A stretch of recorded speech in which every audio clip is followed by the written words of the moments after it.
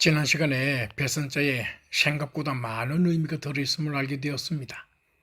여덟 가족이 타고 있는 배라는 이제까지 우리가 알고 있던 간단한 의미에서 배에서 내려 신할 평야까지 이르는 여덟 가족의 여행이라는 간단한 이야기를 담은 글자임을 알 수 있었습니다. 하지만 여덟팔과 입구가 더해진 공통 한자 산속에 늪 연자가 들어가는 또 다른 한자인 납연자 때문에 배선자에는 이보다 훨씬 더 복잡한 이야기도 들어있다고 미리 말씀드렸었죠. 다시 말해서 앞 시간에 고려한 물을 따라 내려갈 연자는 말 그대로 노아의 가족이 물길을 따라 내려가는 행동을 나타내는 글자이기 때문에 짧은 이야기가 되었지만 납연자는 노아와 그의 가족들의 특성, 즉 행동하는 성품을 나타내는 글자이기 때문에 훨씬 더 복잡한 이야기가 된다는 것입니다. 납연자는 산속의 늪연 앞에 금속을 뜻하는 쇠금이 더해진 글자입니다. 산속의 늪연은 물가의 땅인 늪이나 넓은 평야를 뜻한다고 했죠. 그러면 물가의 땅과 납은 어떤 공통점을 가지고 있을까요? 그리고 납의 특성과 노아 가족의 성품에는 어떤 공통점이 있을까요? 납의 특성 두 가지만 살펴보겠습니다. 첫 번째로 납은 무르다는 것입니다. 그래서 납은 두드리거나 누르면 얇게 펴지는 성질이 있습니다. 게다가 녹는 점까지 낮아 다른 금속에 비해 가공하기가 쉽다는 것입니다. 물가의 땅이 물에 접해 있어 농사짓기 쉬운 곳인 것처럼 말입니다.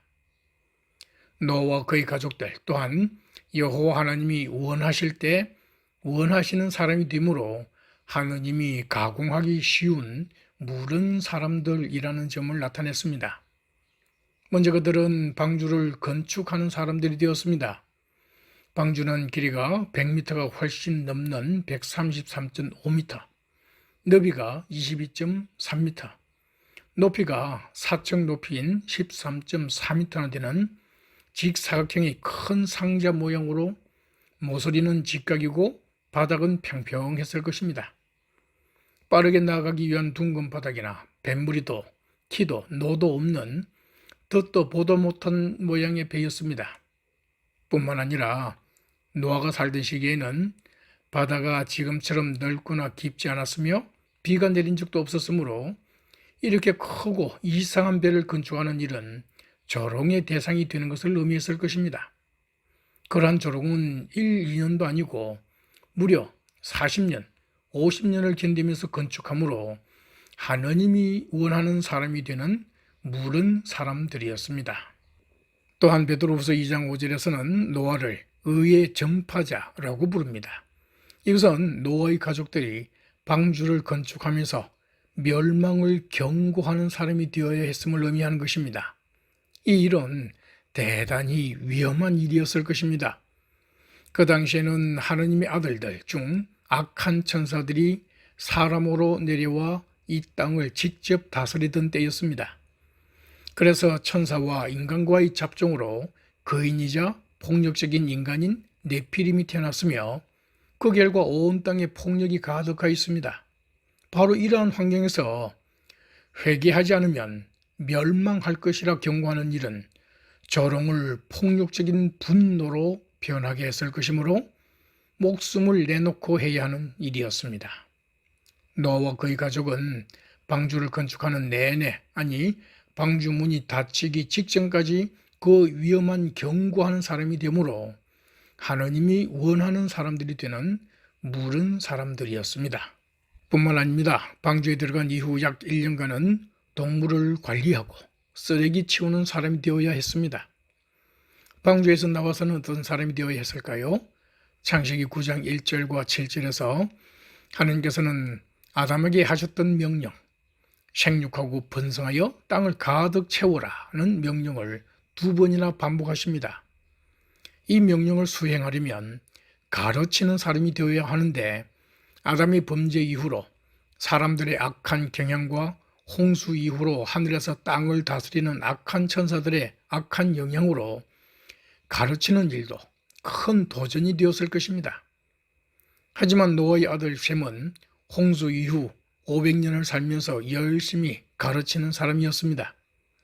셈의 가르침은 후손인 아브라함에게 좋은 영향을 주었는데 창세기 12장 3절, 18장 18절, 22장 18절에서 이방 민족인 우리를 포함한 모든 민족이 아브라함을 통해서 축복을 받을 것이라는 약속을 세 번이나 여호와께 받을 정도로 아브라함이 훌륭한 믿음을 갖게 도와주었습니다. 이처럼 노아 가족은 하나님이 원하시는 때에 원하는 사람이 되는 무른 성향을 가진 사람들이었음을 알 수 있습니다. 두 번째로 납은 잘 부식되지 않는다는 것입니다. 사실 납은 무르면서 산소가 있으면 약산에서도 쉽게 녹습니다. 하지만 공기 중에서는 재빨리 산화 피막을 만드는 성질이 있습니다. 그래서 납이 덩어리로 있을 때는 피막 때문에 공기와 잘 반응하지 않습니다. 물과도 반응하지 않으며 염산과도 느리게 반응하며 황산에도 잘 녹지 않습니다. 심지어는 전기, 소리, 진동도 잘 통하지 않습니다. 물가의 땅이 물과 접해 있다고 물로 변하지 않는 것처럼 말입니다. 노아 가족 또한 부식되지 않는 사람들이었습니다. 방주를 짓는 일을 하면서 사람들의 조롱, 그인 네피림의 폭력적인 위협, 악한 천사들의 위험을 가족 덩어리가 되어 견디어냈습니다.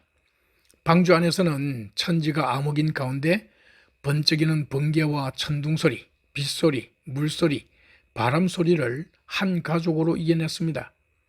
방주에서 나온 후에는 사람들의 악한 경향과 악한 천사들의 위험을 한 가족으로 견디면서 한 가족으로 열심히 가르치는 일을 하였을 것입니다. 그 결과 아브라함을 통한 모든 민족의 사람들을 구원할 기초가 놓이게 하였습니다. 참으로 납은 노아 가족의 성품을 잘 나타내는 금속이라 할 수 있습니다. 이처럼 산속의 늪, 연이라는 공통 한자가 참으로 많은 사물과 관련이 있음도 알 수 있지 않습니까?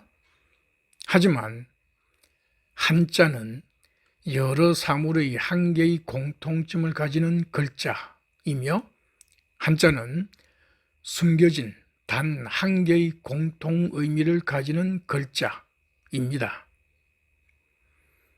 공통한자 산속의 늪, 연이 여러 사물의 공통점을 한 글자로 표현했듯이 숨겨진 공통 의미 또한 단 한 개만 가진다는 것입니다.